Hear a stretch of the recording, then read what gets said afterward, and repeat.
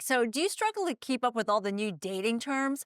The conversation breaks them all down, and we're going to bring in Dr. Cortina. So, the first one is ghosting. We've heard about this. Someone suddenly cuts off all communication without explanation. Why is that so much worse than just a straightforward rejection? So for some people, they feel like ghosting is the easiest thing to do. I don't have to explain myself.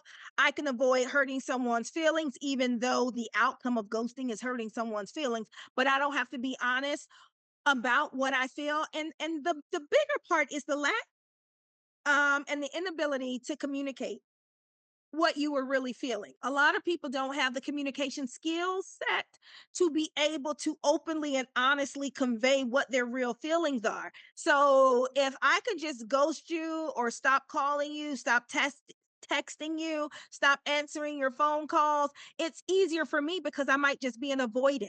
So I am avoiding anything that makes me feel uncomfortable.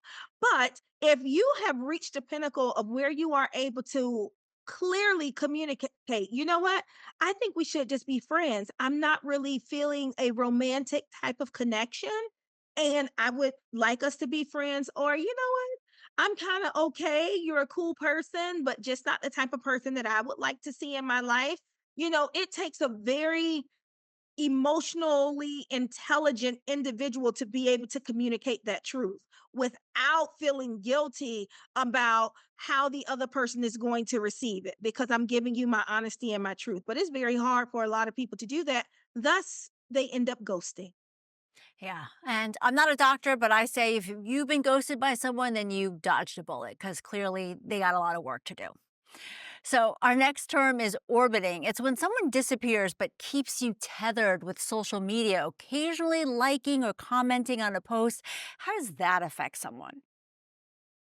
It also happens when, I may ghost you for like a week, but then I come back in and it's almost like the orbiting around and then I'm coming back, the boomerang effect. And so that gives people false hope, right?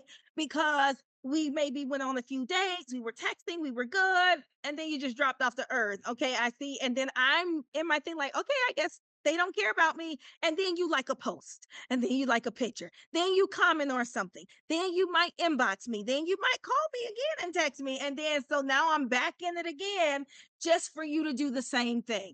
That is very unhealthy. It shows an unstable relationship pattern with this individual, and you have to ask yourself if is that something I want to set a precedent with this person in my relationship. Because if they are already doing it, imagine what being in a relationship with this person will be. Because if you allow them to continuously come back, you're kind of setting the stage for what they can expect for you to take from them.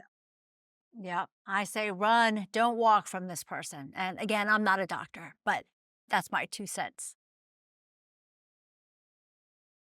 I mean, there are so many red flags that we have to be mindful of when we are dating. Also, defining what does it mean when you're dating, when you're seeing someone, when we're courting, when we're friends with benefits, when we're filling it out, when we're talking. There's so many different labels for different stages of dating. I think it's very important for everyone who's involved in that particular constellation to be able to explain to their other person what they mean by we are dating. We're dating exclusively. We're dating, but we're not exclusive. We're talking, we're courting, we're seeing where it's going to go. So just to be able to make sure that everybody is on the same page when we are talking about whatever it is we have, what this means.